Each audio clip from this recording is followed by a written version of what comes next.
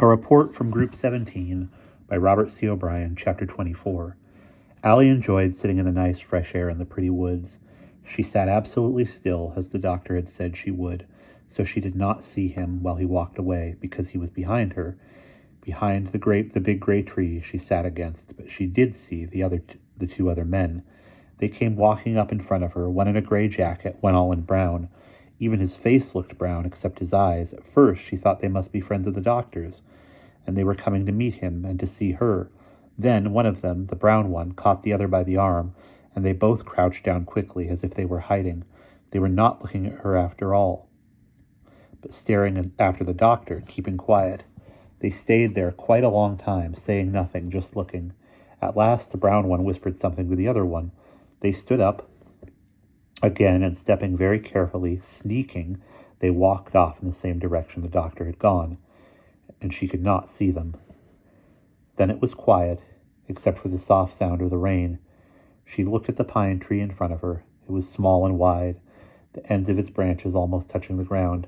Under them she saw some brown pine cones.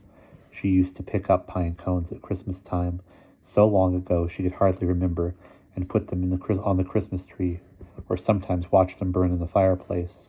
They burned with a fine blaze, but they always made your hands sticky. She looked at her legs, sticking straight out in front of her. One of her slacks was torn, ripped all the way up to her knee, and where it fell open she saw there were blue and red marks on her skin. From the prod, a black fly, sluggish in the chill, had landed on her shin and crawled to one of the spots, where it walked around in small circles, as if searching for something. It did not bite, but it tickled. Then a big drop of rain, having collected itself on a leaf somewhere above her, fell with a splat next to the fly, frightening it away. The drop felt cool, and the tickling stopped. After quite a long time, she heard a scratching sound. To her left, quite close, grew a very large oak tree, its trunk a yard wide, its gray-brown bark tough and scaly. She saw a feather duster flick, and then the rest of the squirrel came around the trunk.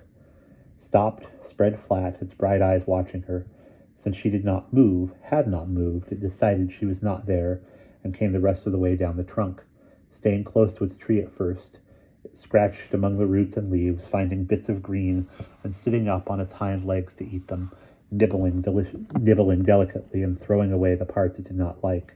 As it ate, it grew bolder, until finally it was feeding only inches from her sneaker. Then it pricked up its ears, gave a quiver of alarm, and was gone, around and up the far side of the oak. A moment later she heard what it had heard. Footsteps. The doctor? No, the two men, walking more quickly and somewhat less cautiously than before, coming up behind her, talking in quiet voices. Once again they came almost to her tree, then turned off to the right, toward the wall, toward where they had come from. Now she could see their backs just a few feet away and hear what they were saying, though she did not understand it. Using the place as a laboratory to run biological warfare tests. BW tests here. You can see the advantage of the location. My God, yes, just a mile upstream from the water plant. They walked out of earshot, their backs disappearing among the trees, but the squirrel did not return. It was almost dark now, and suddenly, although she did not want to, although she felt nice, she began to shiver. She was still shivering when the doctor came. He noticed it immediately, and looked closely through his thick glasses at her face. Placing his hand on her forehead, he looked too at the blue and red spots on her legs, which had grown bluer and redder than before. Pins, he said to himself. I must remember pins. To Allie he said, Come, we will go back inside when it is warm and you will sleep and rest. He took her elbow, not unkindly, and helped her to her feet. She stumbled at first. She had not realized how stiff her leg had grown. At the edge of the woods, the doctor stopped and looked carefully, and she suddenly realized that the scene was familiar. She was seeing the animal place, almost from where she used to watch it long ago with Willis. Right over there was the wall where she climbed the tree, only now she was inside and the tree was outside. She could not see even its top branches. The doctor, having peered long and seen no one, led her to the wire fence, through the gate, and back into the low white building. When they reached the cage, he took her coat, looked again at her torn slacks and her shirt cuff dangling open, and once more muttered, Pins. He touched her forehead again, and then her wrist, feeling her pulse. You must rest, he said. Tonight we will take a nice long walk up the road, But now you are tired, you will sleep. When I go, you will sleep. Sleep until I wake you. Do you understand? Allie whispered, I will sleep until you wake me. She lay on the floor of the cage, in the corner near Victor, closed her eyes, and was immediately in a deep sleep. She did not hear the doctor close the door behind him as he left the building. After a time, the dream began. It was one of the best she had had. It started with a long walk up the road, up the hill with no bicycle to push, and there, on the top of the hill, her own house. It was night, dark outside, but the windows of the house were light, glowed, so she knew they were home. She ran up the driveway. To be home again, her excitement was so great she decided to make it last a little longer. She would look in the windows first, see what they were doing, and then surprise them, how glad they would be. She looked first into the kitchen. There was her mother at the stove, wearing an apron, cooking chicken, brown and plump. How hungry she was, how good it would taste. How long since she had eaten chicken! Her mother looked as pretty as ever, but sad. Had she missed her? She ran to the living room window. There were John and Willis. They had made a fire in the fireplace, and John was tossing in a pine cone. It glowed and flamed up, a beautiful orange light. Last, she looked through the glass window of the door leading to her own bedroom. Her light had been turned on. Her bed was made up and turned back, as if she were sick, and on her pillow someone had placed a book. The book was Heidi. She could see the cover picture, so she knew Willis had put it there. She had an idea. She would open the door to her bedroom, very quietly slip inside. Then she would walk out among them as if she had never been away at all. She would say something ordinary. Isn't dinner ready yet? She had her hand on the doorknob, and then she fell down. She must have fallen down because she was lying on the ground. Her leg began to hurt, just a little at first, and then much worse, horribly, a vibrating, cramping, tearing pain, as if her muscles were pulling themselves loose from her bones. She screamed and screamed again. Couldn't they hear her? Why didn't her mother come, or John? There was a crashing noise, a door opening, but no one came. The house was gone. She was lying alone in the dark. The pain came again and then stopped. She vomited without waking and slept on. Since she could not awaken, she could not open her eyes. She did not see Georg Walter, who had entered very quietly from the inner laboratory, not letting the door click, did not hear him approach the cage, the electric prod in one hand, a hypodermic syringe in the other. He set the hypodermic down carefully on the table. He would test his theory before using it. Since she was sleeping near the corner of the cage, he pushed the copper end of the prod through the wire wall rather than risk awakening her by opening the cage door. He tried to stay calm, but already his breath was coming too fast. Her reaction was better than he had hoped. At the first slight touch on her leg, she groaned. When he pressed more firmly, she screamed. A muted scream, true, almost whispered, but a sound of pure agony, a lovely, high, thrilling cry of pain in her face. Her jaw clenched and knotted, then snapped open. Gasping, her mouth twitched into a grimace that rent her cheeks. One hand clawed at the wall wildly. Tears gouted from under her closed eyelids. And she had not awakened. He would try again. The needle could wait, but he wanted to watch from closer up. He pulled the prod back through the wall and walked around to the cage door. He was panting now. His hand shook as he undid the catch. The mist was beginning to suffuse his eyes. He heard, only vaguely, over the pounding in his ears, the commotion in the next cage, as the big chimpanzee hurled himself from side to side against the walls. The doors to both cages opened simultaneously. The one unlatched, the other burst from its hinges. As the prod touched the girl for the last time, Georg Walter felt himself seized from behind, in a grip that forced the breath from his lungs. He staggered backward out of the cage. An incredible scissor grip on his waist tightened, and now two enormously powerful hairy arms encircled him, one chokingly around his neck, the other around his head and face, its long fingers gouging deep into his right ear and his right eye. The arms pulled in opposite directions, and his head turned farther around on his shoulders than it had ever turned before. His knees buckled, and he crashed forward, knocking the syringe from the table. It rolled across the floor, leaking its contents in a small puddle. In Georg's neck, a vertebrae snapped loudly. Then another. Blood trickled from his nose and mouth. Still, the ape held on. Georg had been dead a good 5 minutes before it released its grip and crept back into its cage, where it huddled in the corner next to Allie, staring at her sadly as she slept. Fergus's luminous wristwatch showed 1:15 when he and Simon reached the wall for their second invasion. The rain had stopped, but the chill remained, and the clouds hung thick overhead, hiding any glimmer of star or moon. They fixed their rope this time farther down the wall, near the zoo. Hard to move through those woods in the dark, Simon explained. As soon as they had scaled the top, they saw there were lights turned on in the laboratory, shining faintly through the two small barred windows. Means nothing, Simon whispered. They leave them on at night. Still, Fergus said. Might be somebody working late? Simon crept forward. It's possible. We've got to chance it. At least with the lights, we know where it is. They reached the chain fence. Simon led the way along the outside to a point just opposite one corner of the building. Here, he said, if I remember, there should be a shrub on our left and a small tree on our right. The antenna runs from one to the other, about 8 feet inside the fence, about 2 feet above ground. I'll try to cut that section out without grounding it. He put a hand on top of the fence and vaulted over it, lighting soundlessly on his crepe-soled canvas shoes. Fergus followed less gracefully, stumbling as he landed. Steady! From one of the pockets of his hunting jacket, Simon produced equipment. He handed Fergus a pair of soft cotton gloves. Better wear these from here on. He pulled a pair over his own hands. He gripped small rubber-handled shears. In the other hand, he held a slim, hooded flashlight. Turned on, it emitted a beam as thin as a pencil.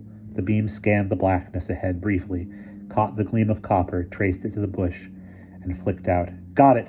The shears snipped. Hold this. Keep it off the ground. Fergus held an end of wire in his glove. The light traced the strand to the tree. The shears snipped again. Done! Simon rolled up the 10-foot section of antenna and tossed it back over the fence. Come on through. Why the gloves? Because from here on we're touching things that might pick up fingerprints. Our Russian friends will know how to trace them. I just assumed they didn't know who broke into their germ lab. At the door they met the first hint that all was not as it should be. I'll be damned, whispered Simon. It was an inquiry rather than a statement, and Fergus stared with him at the narrow rim of light around the door frame. The door was open only a fraction of an inch, but open and obviously not locked. They stood back from the faint glow in the deeper shadow, puzzling. There must be someone in there, Fergus said. Why? They lock it when they're in as well as when they're out. A trap? For whom? They don't know we're coming. What do we do? I'm taking a look. You wait here. If anybody starts shooting, sprint for the exit. Just the way you came in. I'll be right behind you. Simon crept forward, approached the door from the side, and pushed it hard.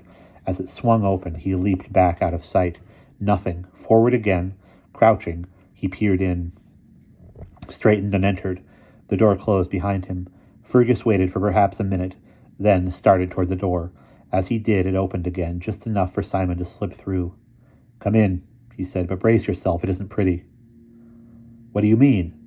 One of our friends is dead, very messy, as far as I can tell. He's the only one here except for a chimpanzee. Fergus, a veteran of innumerable cadavers and dissections, felt nonetheless instantly sick when he saw the body. He looked away, calming himself, thinking it's only dead tissue. He forced himself to look on. I've seen stranglings, Simon said, but none like that.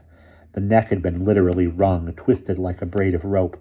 The head, still tenuously connected with the shoulders, lay at an impossible angle in a pool of blood. Fergus recognized him by his distorted face and stained laboratory coat as the one he had seen in the afternoon, the one he had assumed to be Georg Walter. What could have happened? Fergus, feeling now confused and bewildered, looked around him, saw 2 heavy-gauge wire cages, a cracked hypodermic syringe lying on the floor in a puddle of clear liquid, a long wood and metal rod he recognized as a cattle prod. One of the cages was empty. In the other, a large chimpanzee sat quietly and stared at them with a mournful expression. The hair on its arms was black, matted with dried blood. The door of its cage, broken, had been crudely, hastily wired in place to keep the animal in. First, Simon said, let's make sure there's no one else here. That door must lead to another room. It did not, but only to another door 3 feet distant. The 2 doors enclosed a closet-like hallway, its ceiling and the one wall covered with metal reflections and glass bulbs. A shelf on the other wall held aerosol canisters. Disinfectant spray, said Fergus. A decontamination lock. Those light bulbs will be ultraviolet, he said to Simon. Take a quick look inside, but don't inhale. That's where they keep the bugs. No telling what's loose in there. Fergus opened the inner door. They looked into total darkness. Inside, he felt for the light switch, flicked it, and the ceiling glowed into fluorescence. The laboratory stretched before them, all white enamel and stainless steel, workbenches, sink, burners, refrigerator, sealed glass cabinets, microscope, an array of equipment instantly familiar to Fergus. Familiar and, at a glance, totally in order and unoccupied. He pulled the door shut. "Looks all right," he said. "Apparently. All the trouble was out here." He looked at his watch. 2:00. "Let's split up. Let's take a look in the lab. See what they're doing. See if I can find any clue about the girl. You check out here and try to figure out what happened." Inside the laboratory, Fergus made a quick survey. The glass cabinets were filled with jars and petri dishes. He wondered which was the anthraxis, what the others might be, probably mutant varieties of the first. The refrigerator held more jars and bottles, nutrient solutions. On shelves along the walls stood a miscellany of standard equipment, of steel, glass, porcelain, and rubber. The microscope was a Zeiss binocular, Model 120C, triple objectives, 1400 power maximum. He had used a dozen like it. A 6-foot square in one corner held the water purification system, pump, pipes, filters, a pressure tank of chlorine, another of fluorine. Beside it stood a tall glass object, a complex of plates and tubes, electrically heated at the base. Fergus recognized it. A multi-plate distillation column, a sophisticated version of a still. Why? Of course, the polywater. Water X would have a higher boiling point than the rest. Schutz would want to be able to distill it out, recheck his concentration. There was a desk, and beside it, a filing cabinet. The desk was neat, and its drawers yielded nothing useful. Blank worksheets, sharpened pencils, a solitary forceps. The filing cabinet, smallish, 2 metal drawers, appendiflex folders, might be more profitable if there was time to study it, but there was not. Its folders were filled with painstakingly recorded data. The statistics of bacterial culture, growth rates matched against temperatures, analysis of water content, frequency of cell division and mutation. Fergus recognized them all, but they were meaningless because the bacteria were identified only by letters and numbers. Thus, the first half of the first file drawer was filled with statistics on set A, groups 1 through 20. But what kind of germ composed set A? And sets B, C, D, and on down the alphabet. He realized that there would be a code book containing the necessary identifications, but it was nowhere in sight. With his gloved hands, he rifled through the folders, each neatly labeled, in the upper right-hand corner, each holding from 2 to a dozen sheets. Only one of the folders was different. It had been pushed slightly apart from the rest. At the back of the bottom file drawer, it was labeled SK. It was empty. Someone was knocking gently on the closed laboratory door. It opened a crack, and Simon's voice came through. "Fergus, just finishing up." "Come on out, I've got something." In the other room, Simon entered the unoccupied cage. "They had the girl in here," he said. "Look at that." He held in his hand the box and the 2 blue buttons he had shown Fergus. In the corner of the cage, almost invisible in the shadow, lay the matching button. "She was here," Simon went on, "and not very long ago. And before she left," he pointed to another corner of the cage, "she threw up." "If she saw that," said Fergus with a glance at the twisted thing that lay outside the cage, "I don't wonder, especially if she saw it happen." "You're a biologist. Ever work with chimps?" "Yes, quite a lot." "Could or would a chimpanzee do a thing like that to a man?" "It certainly wouldn't be typical, but sufficiently provoked. Yes, I suppose it could happen. They're strong enough, and that's a big one. I'd guess 150 pounds, maybe more." "Well, I can't say what did happen, but I can guess what may have happened. The man on the floor, that is Georg Walter." "So I figured. Didn't somebody say he was a nasty character? All right, here's a theory. He was teasing that ape with the cattle goad. Being that type, maybe he liked it even better because the girl was there to watch. Anyway, the ape got into a frenzy, broke out of the cage. You can see the door has been broken, and attacked him. You notice the blood on its fur?" "Yes." Besides, I don't think a human could do that, but an ape with those long arms. All right, Fergus said, that's an explanation of the killing. Maybe, but where's the girl? He sat on the bench facing away from Walter's body, staring at the empty cage, thinking. Simon said, of course, that's problem number one. This killing has nothing to do with us. Strictly speaking, it didn't even happen in the United States. But does it have anything to do with the girl? Maybe yes, maybe no. You said you thought Schutz was planning to defect, probably try to get back to Germany with his secret weapon and his ex-Nazi friends, possibly take the girl with him. Possibly. Now put yourself in our place. Obviously, he's got things planned out. He's been planning for years. Suddenly, there's this mess. Was he here when it happened? I doubt it, but somehow he found out. Maybe he mistrusted Georg and followed him back to the lab and found him with his neck broken. That part doesn't matter. What matters is this. Schutz sees his plans going all to hell, because the Russians aren't going to like this. They'll hush it up, but they get excited. They'll hush it up, but they'll get excited. They'll keep a sharp eye on Schutz. Maybe pop him right back to Siberia. So Schutz is standing here, feeling panicky, and then the simple solution comes to him. Take the girl and leave now. Tonight? If I'm anywhere near right, sometime within the past couple of hours, that body on the floor is still warm.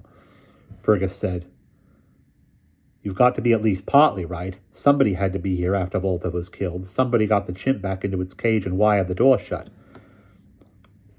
And why didn't he use the other cage? Because the girl was in it. Fergus was thinking that would explain why the SK file, alone of all the files, was empty. If Schutz had fled, he would have taken those papers with him.